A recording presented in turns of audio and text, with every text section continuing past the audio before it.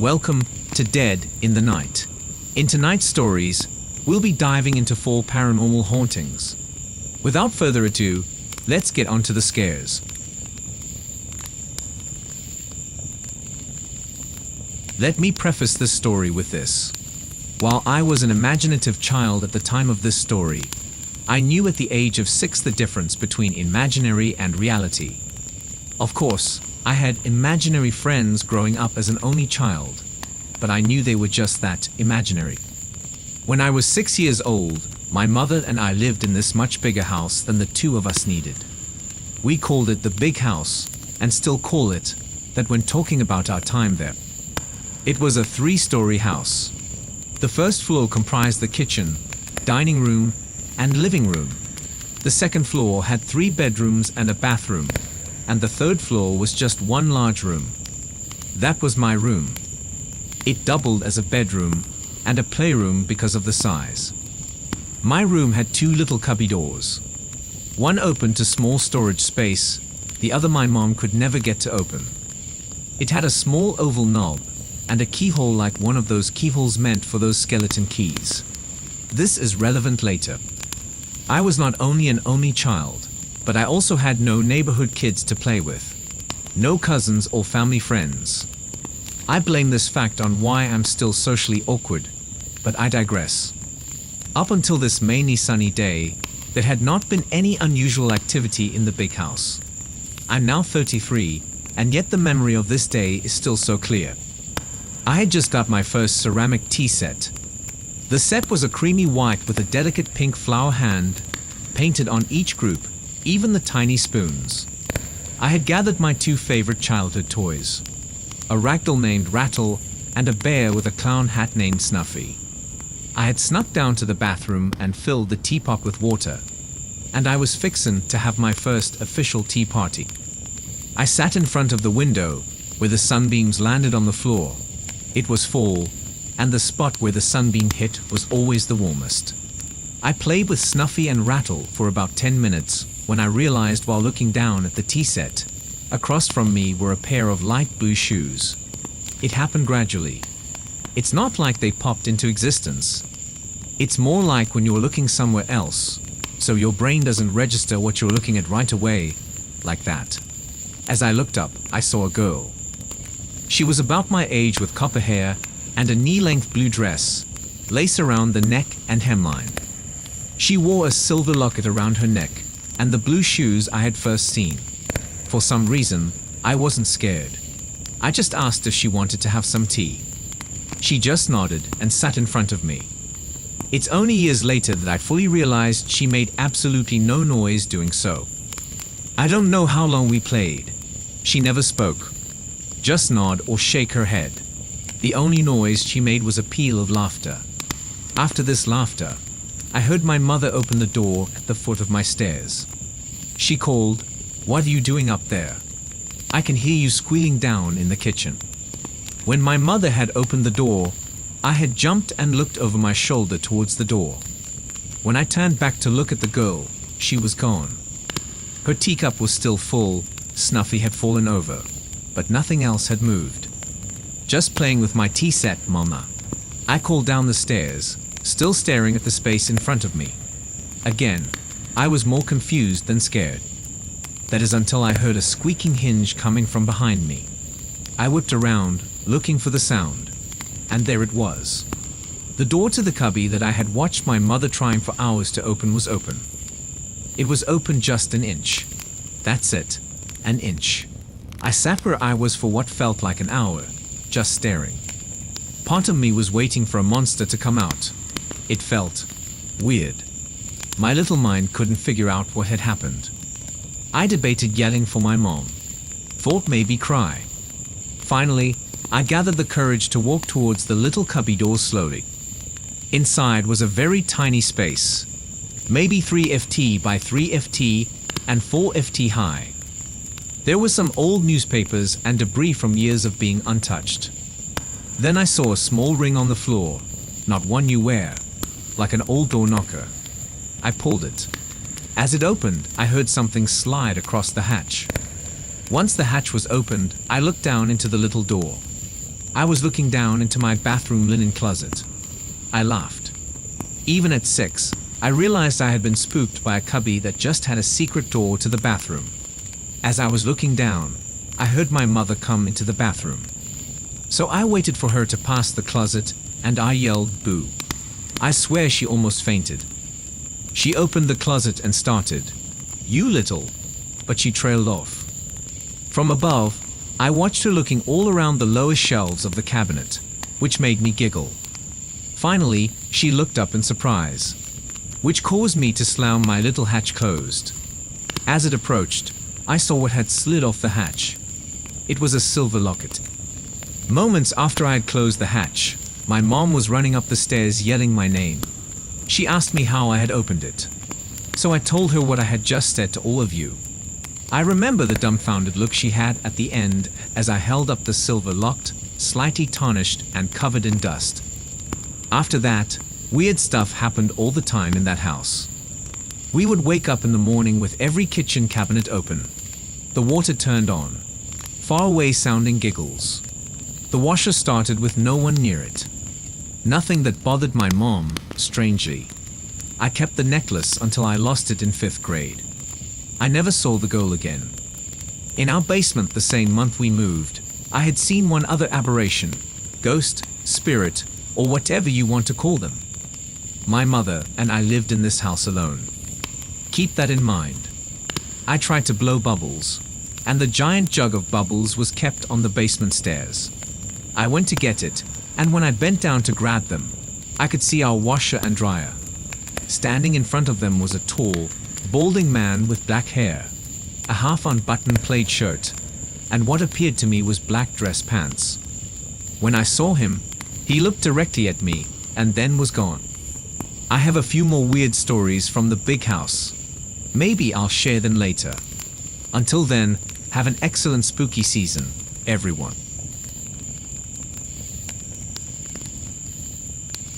Well, the fact that I don't like sharing my stories is because I don't want to attract any bad medicine from those who practice black magic. In other words, real skinwalkers. Where I stay, there are a good number of them running around out there. Sometimes they bother me or my family. I would know I listen to some of them running around while the neighborhood dogs cry and howl around. I've seen a couple with my own eyes, and I never want to see any more again. First, we have to know what are skinwalkers and who are they. Skinwalkers come from the Navajo tribe. They are humans that practice black magic and shapeshift into any animal they want. Mostly you see them when they want you to see them. All skinwalkers are Navajo, but not all Navajos are skinwalkers, just to make it clear. They will follow you home if they find you attractive. They mostly go after women because they are easy to manipulate. Most of the women gone missing were last seen with a Navajo man. Skinwalkers also like to take newborn babies for their sacrifice if they couldn't kidnap a woman. If a skinwalker really wanted you, it will even follow you to the city. My cousin's seen some staying with women who have no clue they have an extra guest in the house. They like to look in your window and watch you sleep. You will know one is there because you will dream about it.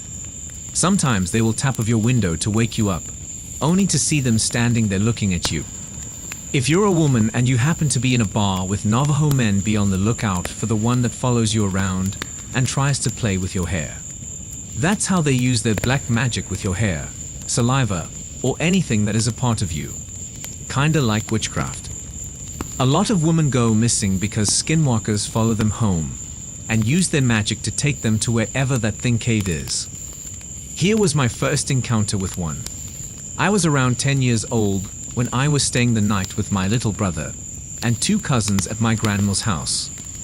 We got done eating dinner when it was about 9 p.m. when we were getting our beds ready to go to sleep.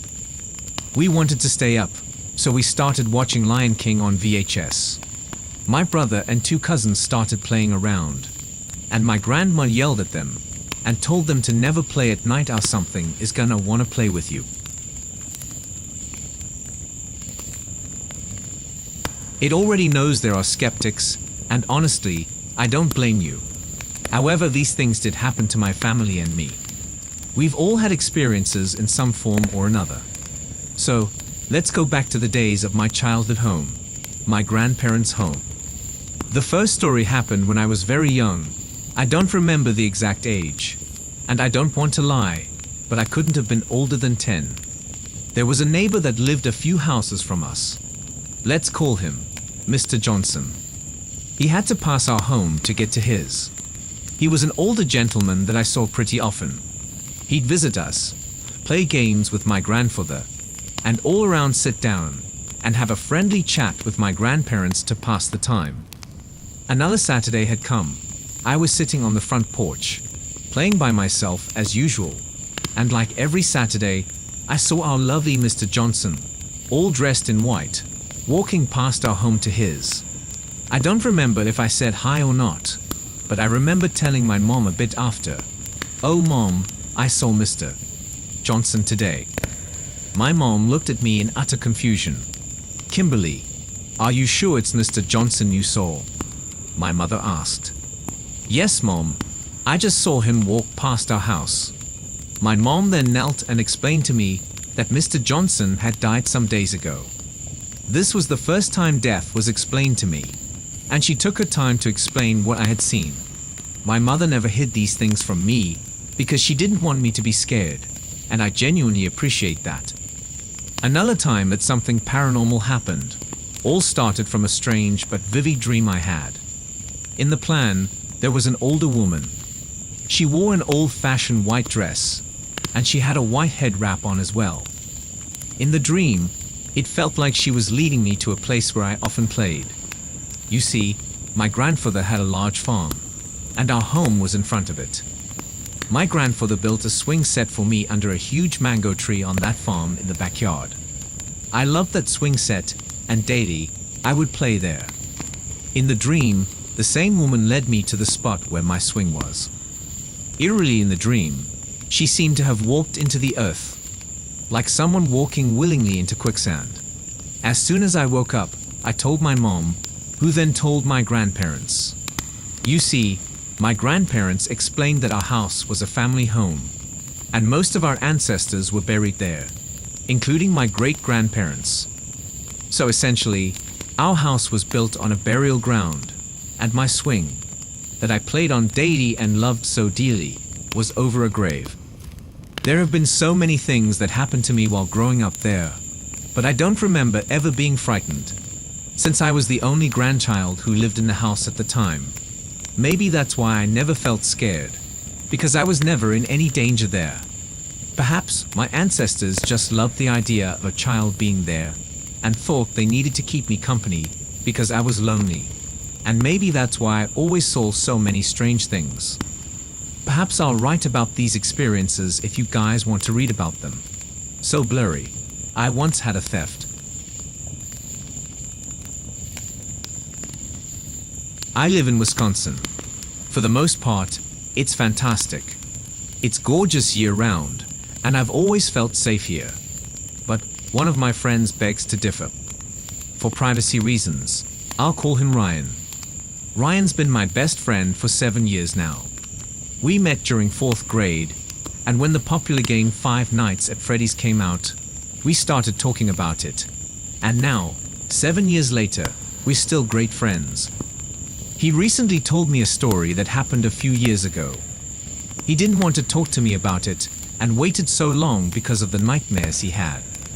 So Ryan was home alone at his house with his family friend. I'll call them Finn. Finn and Ryan were playing video games on the PS3 in his mom's room. It was roughly 9:30 p.m. It was pitch black outside. Ryan and his family are lock freaks. They keep everything locked, and by everything, I mean everything. All the doors that could lead outside, the windows, even on the 2nd story, and they have screwdriver holders for their rooms to lock it. While Ryan and Finn were playing Little Big Planet in his mom's room, Finn stopped playing. Ryan looked at Finn, confused. He asked Finn what was wrong, what happened, the usual when something like this would happen. What Finn told Ryan would forever haunt him. Finn told Ryan that as he went to pick up his glass of water on the table next to his mom's bed, he saw someone or something. Finn could say that he saw a black figure step out of Ryan's mom's closet and float away. Both frightened, Ryan and Finn picked up the spare bats in each room and checked everywhere. This was when their fight or flight response kicked in, and they chose war. The thing is, nobody was there. The windows were locked. The basement and attic were clear, so was every other room in the house. But the doors were still closed. They both locked the bedroom door and waited for Ryan's mom to come home. They told her about everything when they did, and they all searched the house again. Nothing. Not even the dust was disturbed. Everything looked normal. The thing that confirms the paranormal aspect is that both the back and front doors have bells on them to signal when someone opens the door. It'd be physically impossible to open the door without the bells making noise. This experience has kept Ryan and Finn up late at night. If you enjoyed the stories and my narration, be sure to hit that subscribe button. It helps the channel out a ton. Also, don't forget to like, comment, and keep your eyes out for unadulterated horror narrated by yours truly. Stay scared, everyone.